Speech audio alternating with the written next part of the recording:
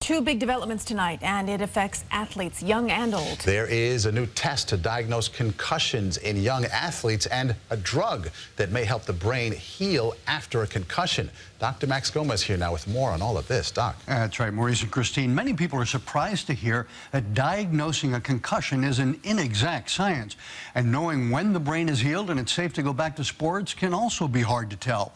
Now there's a test to make that more precise and maybe even a drug to prevent concussions in the first place.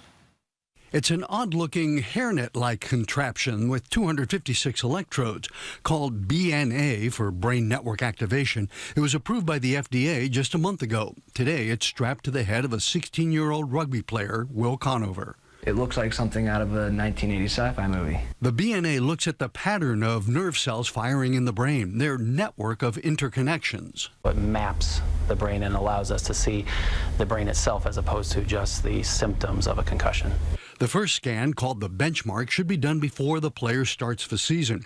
If an injury occurs, subsequent tests will show changes in the brain, and doctors will have objective evidence when the brain is back to normal. It kind of gets a little bit beyond that ability of the athlete to try to change the scenario to make it look better than it actually is. But wouldn't it be better to limit or even prevent the brain damage that a blow to the head can cause?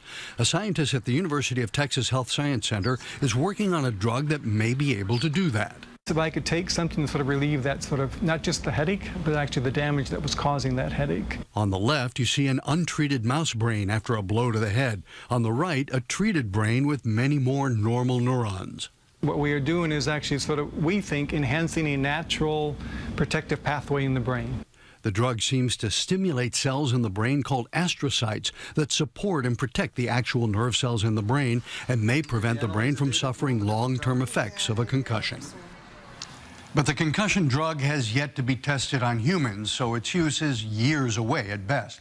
The concussion test is FDA approved for 18 to 24-year-olds, but it's just being used in the Midwest at this point. The cost is $200 for the benchmark test, as well as any post-injury tests that are needed. Maurice, Christine?